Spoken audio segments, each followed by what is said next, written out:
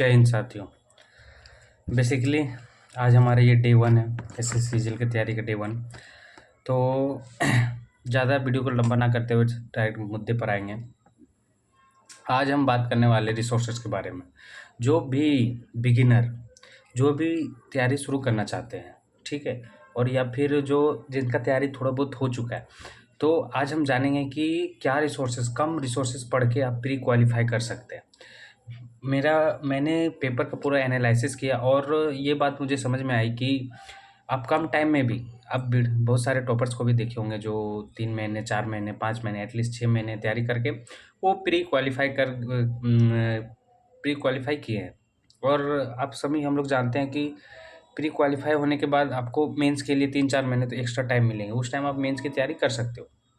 लेकिन बात है कि अभी प्री के लिए कौन से रिसोर्सेज हम पढ़ेंगे, उसके लिए आज मैंने सारे यहाँ बुक्स इकट्ठा किए हुए हैं कि क्या क्या आपको रिसोर्सेज फॉलो करना चाहिए प्री के लिए। तो सबसे पहले हम बात करेंगे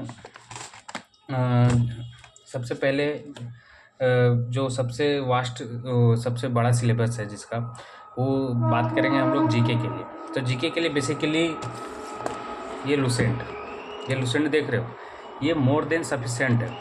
ये लुसेंट जो है अभी जो नया इसका अपडेटेड वर्जन है, आप विश्वास नहीं करेंगे, इसका नया जो अपडेटेड वर्जन है, आप एक बार बुक जिसके पास नहीं है वो लेके देख सकते हैं।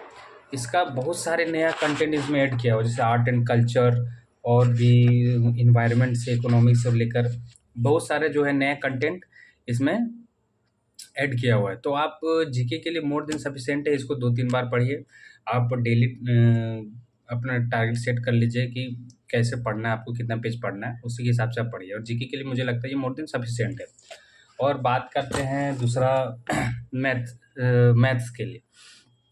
देखिए, मैथ्स के लिए रिसोर्सेज आप ऐसे कुछ बता नहीं सकते डायरेक्टली, क्योंकि आप बिगिनर, आपको पता नहीं कि क्वेश्चन को कैसे सॉल्व करना है, कैसे अटेंड करना है और कैसे क्वेश्चन को आप बना सकते हैं। आपको कंसेप्ट ही नहीं पता है तो आप कैसे बताएंगे। तो कोई बुक अभी रेफर ना करें, सीधा सा आप कोई भी टीचर का जो आपको बेस्ट लगे। मैं किसी के बारे में बोलूँगा नहीं कि आप इस टीचर के खरीदिए या फिर इस टीचर का, कोई भी टीचर जो आपको समझ में आता है, जो कोई भी टीचर के क्लासेस आप ले लीजिए। एकदम ये मत सोचिए कि मैं सेल्फ स्टडी करके यूट्यूब से पढ़ लूँगा, ये बिल्कुल दिमाग में नहीं लाना है, क्योंकि इस सब चक्कर में आप उलझते रह जाएंगे और आपको बहुत ज़्यादा बेकार टाइम, आपका समय यहाँ बर्बाद होगा और इससे ज़्यादा कुछ होने वाला नहीं है। तो मुझे जहाँ तक लगता है कि मैथ्स के लिए आपको ज़रूर से ज़रूर क्लास लेनी चाहिए, ताकि आपका बेसिक से लेकर एडवांस तक सारा क्लियर हो पाए।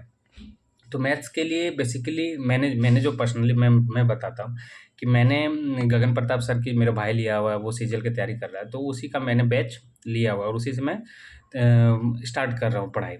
और तीसरी बात रहे, जो तीसरी सब्जेक्ट है, वो सबसे जो हिंदी मीडियम वालों के लिए सबसे बड़ी डर है, वो इंग्लिश के लिए कि इंग्लिश कहाँ से करें। तो मुझे लगता है कि मैंने ये किताब मंगवाई है 2-4 दिन पहले, नीतू सिंह की वॉल्यूम 1। आप देखे होंगे टॉपर लोग का सबका कहना है कि आप वॉल्यूम 1 पढ़ें, सबसे ज़्यादा क्वेश्चन इसी से पूछे जाते हैं। भाई आप सिलेबस देखिए सबसे पहले, उसके बाद देखिए प्रीवियस ईयर क्वेश्चन। आप प्रीवियस ईयर क्वेश्चन में पाएंगे कि ये अगर आप पढ़ लिए तो मोर देन सफिशिएंट है। इससे ग्रामर भी आपका क्लियर हो जाएगा और सबसे ज़्यादा है कि ग्रामर के साथ साथ आपका वोकेब भी, इसमें बहुत सारा वोकेब भी है, वोकेबलरी भी आपका इसके साथ तैयार हो जाएगा।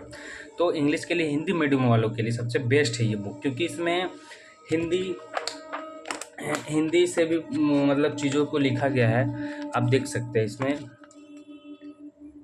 देखिए हिंदी से भी और इंग्लिश से भी, दोनों चीज़ें से लिखा हुआ है। नीतू मैम ने बहुत अच्छा बुक बनाया हुआ है हिंदी मीडियम वालों के लिए, और सबसे बेस्ट बुक है ये। और टॉपर से रिकमेंड यही करते हैं, वॉल्यूम 1 ही सबका पढ़ के बेड़ा पार हुआ है। तो आप बेफिक्र इसको पढ़िए बिना कोई हिचकिचाए। अगर आपको लगता है कि आपको कोर्स लेनी चाहिए, किसी की क्लास लेनी चाहिए इंग्लिश के लिए, तो आप बिल्कुल ले सकते हैं। उसके लिए आप बिल्कुल हिचकिचाइए मत कि हमको ये करना। अपना स्ट्रेटजी खुद समझिए कि हमको क्या करना है और मेरे लिए क्या सही है।